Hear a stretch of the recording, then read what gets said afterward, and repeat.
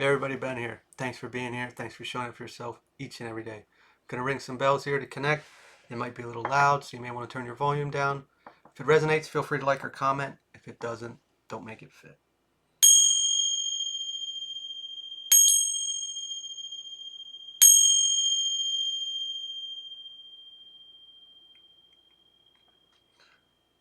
Heard a crow in the first ring. Second ring, I felt the need to remove something from my space. Right before I hit record, I sighed really heavily, like need to let something go. Maybe getting communication from the birds. See a bluebird now, very pretty, and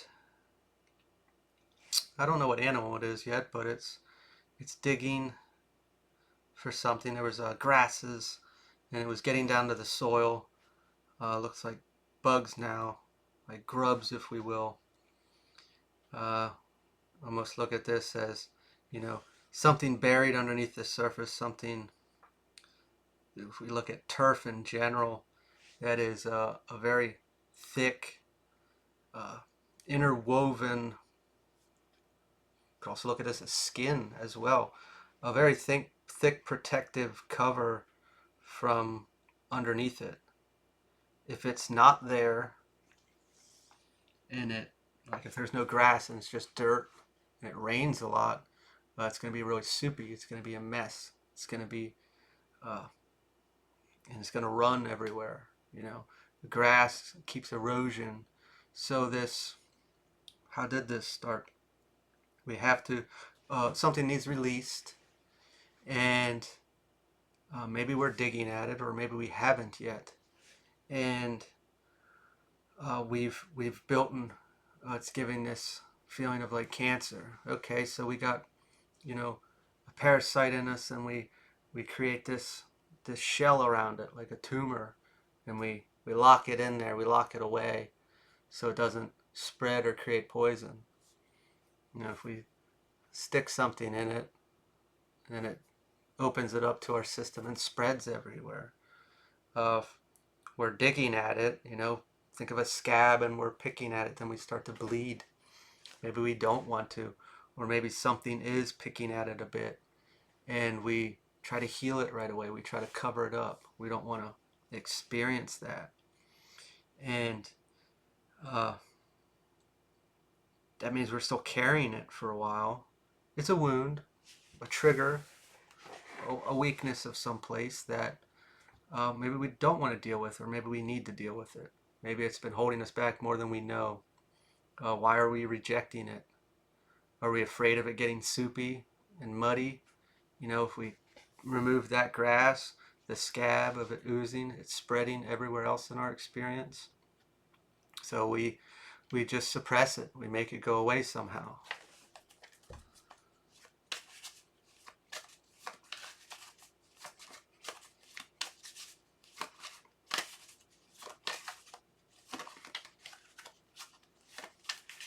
All over the place.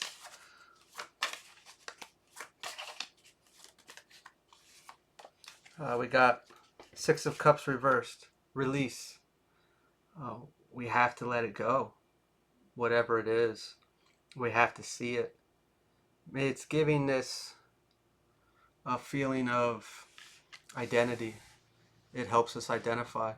When we take a wound and we identify with it, we'll always be in that place, and that's okay if that's where we want to be, but it does keep us in a place of victimhood.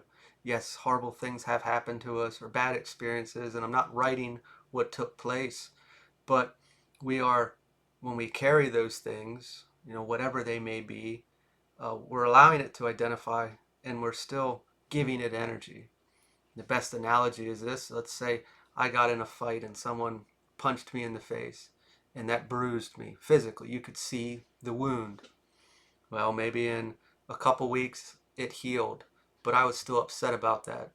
And now 10 years later, I'm still upset about that. It's not hurting me on the outside anymore. It's still hurting me in the inside. And uh, that person that hit me is still hurting me because I am allowing them to. I'm still in that place where I I have manifested this in my head of staying in the place of the victim, uh, to support me, to identify me. But that is like this false support. Like I'm supporting myself. Yep, this happened to me. But this false support that I'm portraying here is actually like the polar opposite, because it's hurting me more than it is supporting me, if we will.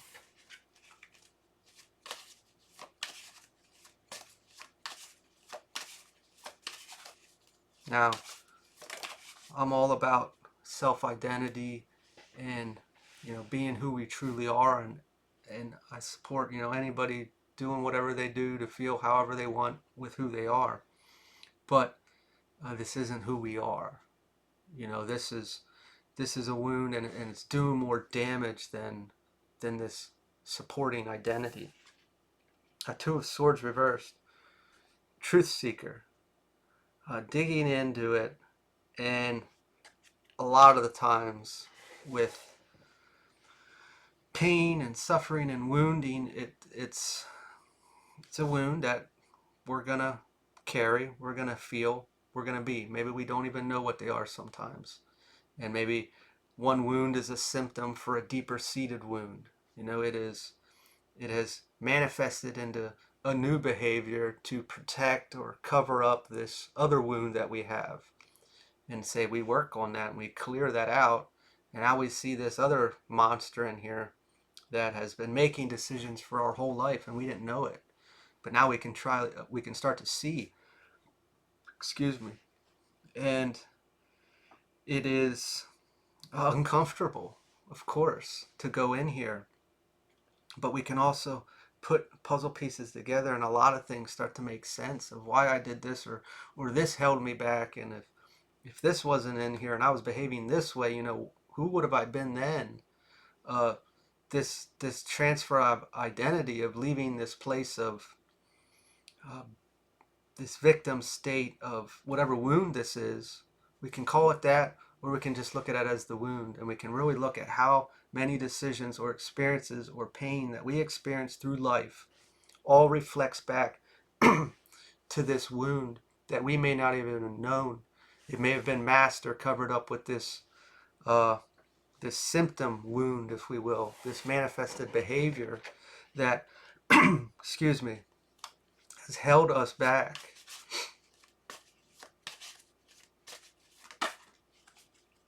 The Lovers reversed. Conflict. We can look at this, of course, in romantic partners, people in general, but also self. How we show up, how we interact with others, how we respond, and romantically. Uh, there would have been repeats. Sure, it would have been a different person, maybe a different place, different job, different friend, different family member, who knows? But it had the same feeling, it had the same effect, it had the same pain, it had the same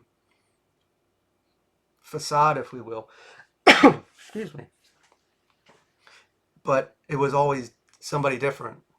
And when we start to put this all together, it makes sense. And it registers then. It's the truth. And we can blame everyone else, but there comes a time when we start to take responsibility for, hey, I was that wound, and they were that wound. They showed me that wound. They showed it to me, and it got louder and louder until I finally saw it. I had to go through these experiences, otherwise I would have never saw it. I would have never saw what this is. What's coming through also, boy, uh, sometimes we can gravitate to things, items, people, places, or things that cover this wound up, and or make it feel better to not deal with it. That's pretty normal. Who wants to deal with their problems, their struggles, their insecurities? How can I make this go away? It's alive, it is real, and it is eating me alive. But if I just cover it up or I feed it a little bit, it'll calm it down a bit. And it gets to a point that it gets so loud that we can't unsee it and we must deal with it. And it's not a punishment. It is a rebirth. It is, you are going to be free at that point. Knight of Wands reversed. Fleeting interests. This is going back to how I was saying about anything to silence it, to calm it, to feed it, whatever to suppress it more. It is, I don't want to say angry, but it's like aggressive now. It is loud. It's there. It's ready to go. You can see it, and it sees you, and who's going to win. And probably most of our life, we let it win. We let it make the decisions, make the control. I think back on a video I made before and had to deal with the shadow, which obviously this is where a wound would be found. And it was on a road, and the shadow was, big like me. And then in the middle of the road was a little old me. And it was like a little Lego-sized guy. So this big shadow is normally driving. He's huge. You can't even see this little Lego guy. Who makes the decisions through most of our life? The shadow guy. He's the big one. He's the rammiest, the loudest. He's always going to get his way. This is when we can think of just arguing with people, who has to be the last one heard. You have to hear me. I don't need to agree with you. You need to agree with me, those kind of arguments, but also fear and insecurities. This guy's going to plow through everything. He could squash little old me, Lego guy. How often does little old Lego guy make decisions in our life? Probably not very often, because this guy's huge. His shadow casts over. We can't even see that other one. He could step on him. He's the rammy one. And if he gets upset, how do we satisfy him? Upset could be anger, could be sadness, could be depression, could be rage, could be, self-confidence and fear, lack mentality, whatever it is. How do we settle that down? How do we stop that from driving us insane?